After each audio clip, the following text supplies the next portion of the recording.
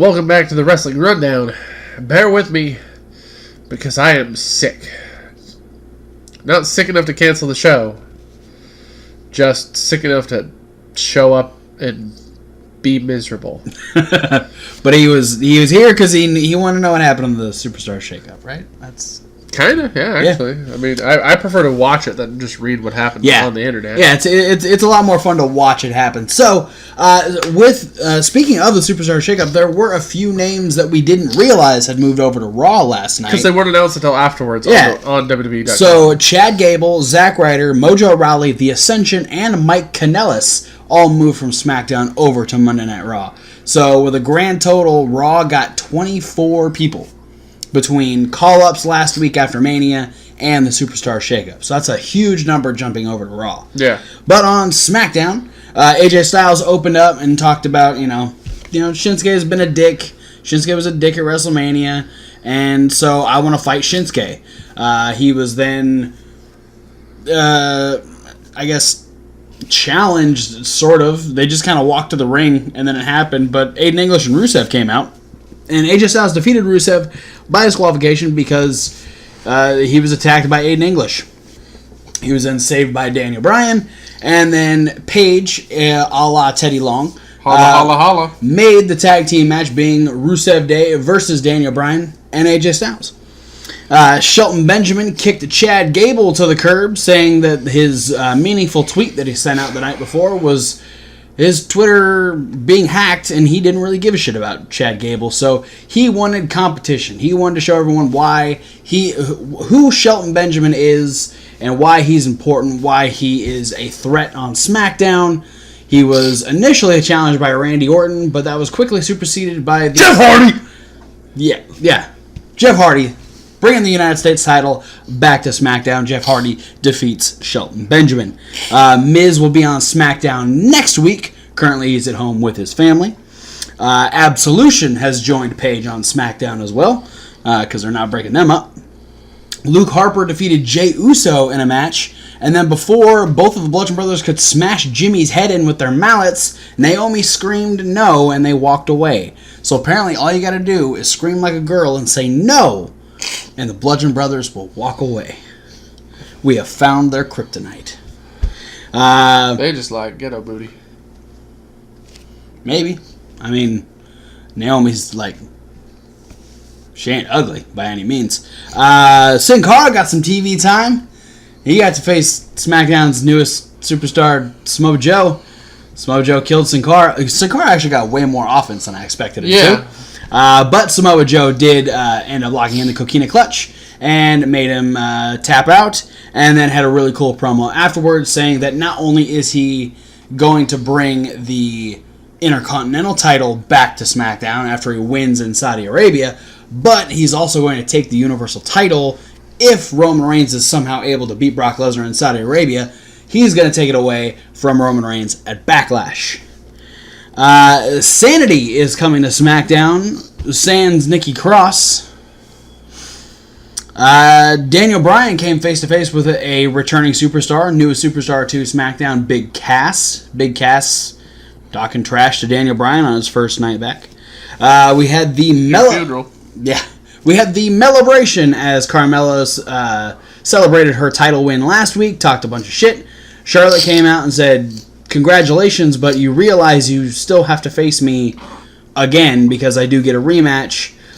We had the Iconic Duo come out. They threw some more shade at Charlotte as well. Beatdown ensued. Becky Lynch dropped her quinoa and saved Charlotte this week. This led to a one-on-one match between Charlotte and Billie Kay. Charlotte defeating Billie Kay, but the numbers game ended up being too much for Charlotte and Becky Lynch, and they were saved by another new SmackDown superstar in Asuka. Interesting.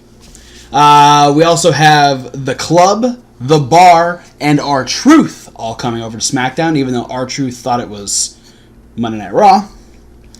And we have Andrade Cien Almas and Zelina Vega coming over to SmackDown.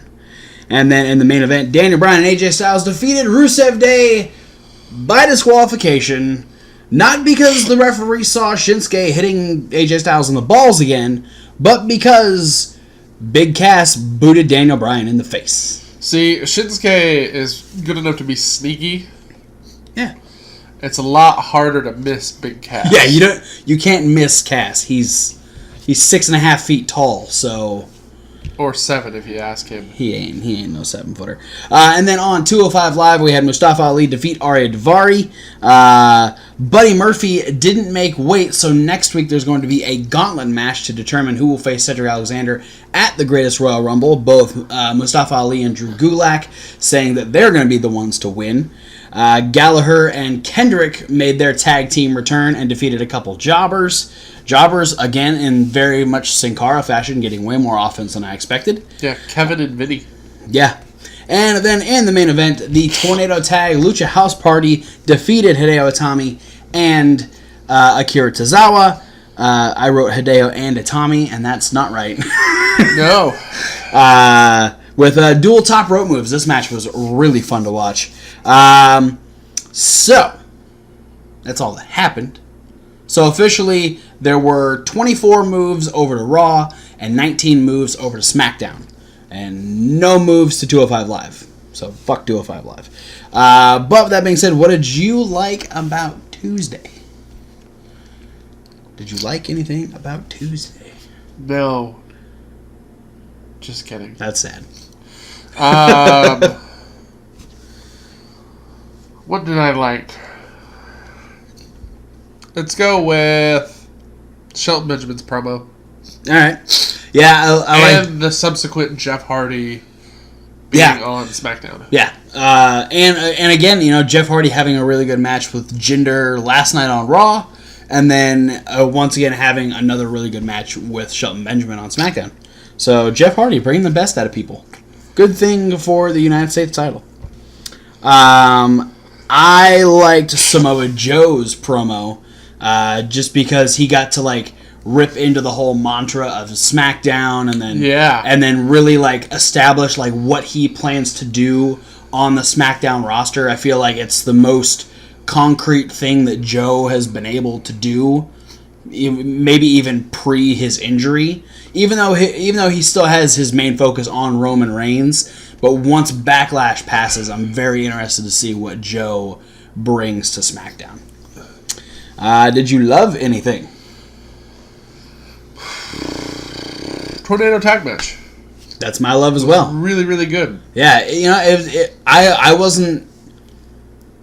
The thing about 205 Live is now that they've made this switch, I never know what to expect. Sometimes I'm just like, okay, this is a match. Like, Mustafa Ali and Arya Daivari, they didn't have the greatest match, but it was a good match. Yeah. And so then when a match like this happens, I'm like, okay, cool, it's a match.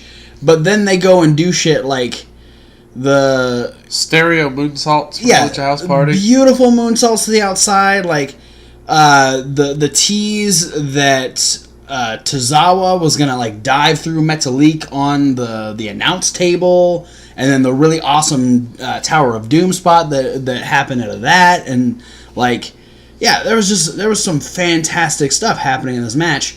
And then, just the chemistry between these two teams is fantastic. The only thing I'll say about this is Kalisto needs to lay off the coffee. Because he was running around like a fucking maniac. He wasn't even out there for the match.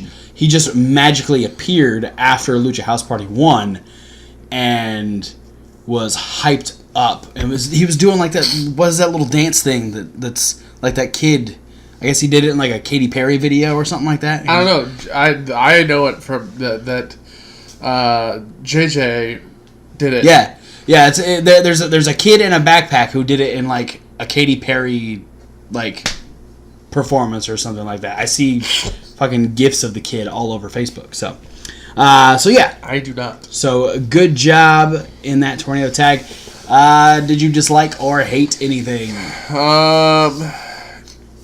Apparently, Buddy Murphy being taken out of the championship match at the Greatest Royal Rumble. Yeah. Because I like Buddy Murphy a lot. I think very much in the same vein of, why they're redoing Roman Reigns versus Brock Lesnar. They probably don't think that Buddy Murphy will get much of a reaction. And so they want someone that is potentially more popular in Saudi Arabia. That's what happens when you're the best kept secret. Not everybody knows about you. Yeah. But people should know about Buddy Murphy. That and Carmella's Melibration. I know you didn't like that. She needs work. Yeah. You got a Snapchat filter on your Hogan right now. She's good at trash talking. Yeah. But when it comes to trying to give her like 5 minutes of airtime, she did have a lot of time that she was like trying to like get her whole spiel out. She needs work. She had some good moments though. Yeah. It wasn't all bad, but this might be good for her. This is like trial by fire. If she can't get better out of this situation, then how is she gonna get better? I don't like the fact that Sanity is being brought up without Nikki Cross. That bugs me. And unless they have like major plans for Nikki Cross in NXT, why take out the core fourth member of a group? Because Vince doesn't like factions anymore. What is your? It's because trios is like as much as you'll go. Yeah, Vince is thinking it's threes. Riot Squad, the Shield, Lucha House Party. Yeah, you don't get more than 3. It's messed up. I don't like it. Also, he also hates managers, so true. That's why. That's why Paul Ellering isn't with the fucking Authors of Pain anymore. Triple H, take over real quick. Do things right. Because I'm going to say the only reason why Zelina Vega is going to get to stay with Andrade is for promos. Yeah, the fact that she cuts the promos. Yeah. Andrade can't cut a promo because 90% of it's in Spanish. And not everybody understands that. Yeah. Also, I feel like not having Asuka win at Mania but still putting her on SmackDown was kind of like a... I don't know. They just had to even out for the Riot Squad. Yeah, that makes sense. To do Absolution, but there's only 2 wrestlers in Absolution now, so... they had to... Paige doesn't count. Alright. Well, some things were good, some things not so great. But tomorrow's NXT, and they're back at Full Sail, so we're excited for that. So with that being said, that is it for Tuesday Night Live, guys. Thanks for watching. Don't forget to like, comment, and subscribe. Click those links down below. There are so many social media links. Check out the podcast. That's the SoundCloud link. You can get all of our regular reviews in podcast form if you don't want to see our faces, just want to hear our videos. Hear our sexy voices. Yeah. Ooh, yeah. You can also check out A Reasonable Wrestling. It's reasonable to know you like wrestling. Whoa, that was a high octave. So we've got some new videos that we're bringing out over there. We got the list with Kevin Hawk. Best video that's ever graced that channel. Absolutely. I didn't expect you to concede so fast. I'm just moving this along. Okay. Counting down his top 10 favorite WrestleMania, or I guess, your favorite. Yeah, it's my favorite WrestleMania Your favorite WrestleMania matches. We got a brand new video that's going to be coming out in a couple days where Thomas Wolfe just asks us questions, and we give Question of the week. Yeah. Apparently that's what we're calling it. And, he doesn't know which answer is whose. He just picks which one he likes better, and that's the winner. So check that out when that pops up. We should have an unboxing coming up in just a few days. We also have our punishment videos and other videos that are loosely based around wrestling. But for now, guys, thanks for watching, and we'll see you at whatever video you decide to watch next. You know what? It's kind of weird. What? All the people I dislike aren't on SmackDown anymore. Yeah. Raw has a big old heaping pile of fuck Modus.